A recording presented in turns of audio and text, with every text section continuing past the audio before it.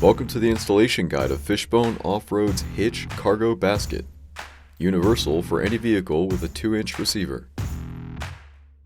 Step 1. Begin by installing the hitch support.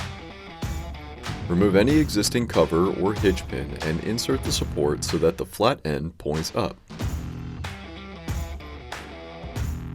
Slide and secure it with the pin so that the closest bracket sits about 3 inches from any obstruction from the basket. Step 2. Place the basket onto the support and line up their bolt holes. With the included bolts, washers, and nylock nuts,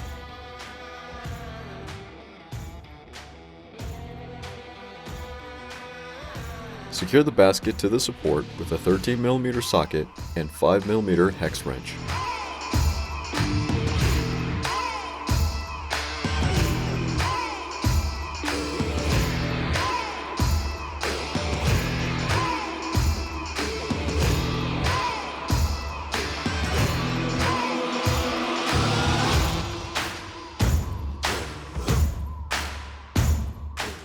Test to make sure it's secured,